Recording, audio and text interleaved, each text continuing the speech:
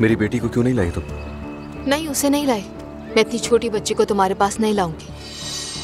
तो मैं उसको देखूंगा कैसे? तलाक के बाद तुम उसे सिर्फ कोर्ट के तयशुदा दिन और वक्त पर देख सकते हो, इसीलिए यूं बार बार हमारे दरवाजे पर मत आओ।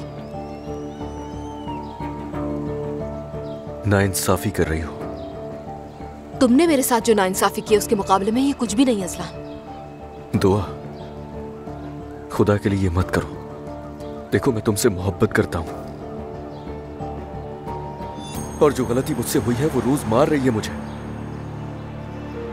देखो, मैं नहीं रह सकता तुम्हारे बगैर। एक बच्चा खो चुके हैं हम, और इस वक्त हम दोनों को साथ होना चाहिए। देखो अज़लान, अगर तुम्हें किसी के साथ होना है तो वो कम से कम मैं तो बिल्कुल नहीं हूं, समझे तुम? किसी और को बेवकूफ बनाना सब खत्म। अब इसे कबूल कर लो। तुम गलत कर रही हो हमारे साथ।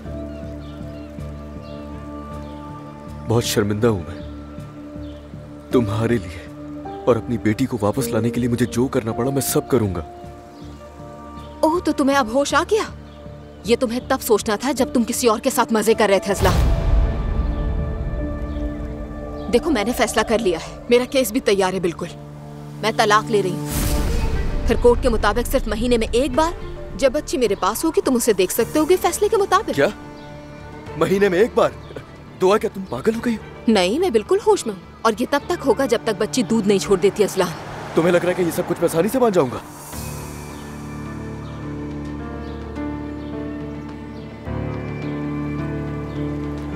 दुआ, मेरी बात सुनो। मैं तुमसे लड़ने के लिए नहीं आया यहाँ पे। मुझे मेरा खानदान वापस चाहिए। अज़लान, मैं तुम्हारी बातों में बिल्कुल नहीं आऊंगी, और ये बात याद रखना, हमें खानदान नहीं रहे। देखो, अगर तुम कोर्ट के फैसले पर अमल नहीं करोगे तो फिर देखना, मैं अदालत में तुम्हारी कंप्लेन करूंगी, तुम पर पाबंदी का ऑर्डर लगवाऊंगी। फिर तुम बच्ची का चेहरा कभी नहीं देख पाओगे। समझ आ गई तुम्हें? बेहतर है कोर्ट के फैसले का इंतजार करो और एक मर्द बनो। हालांकि मैं तुमसे कुछ मुश्किल मांग रही हूँ, लेकिन शायद तुम अपनी बेटी के लिए ये कर लो।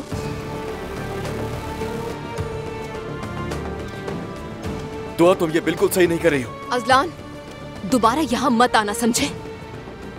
तुमने मुझ पर तरस नहीं खाया, अब मुझसे भी रहम की उम्मीद मत रखना।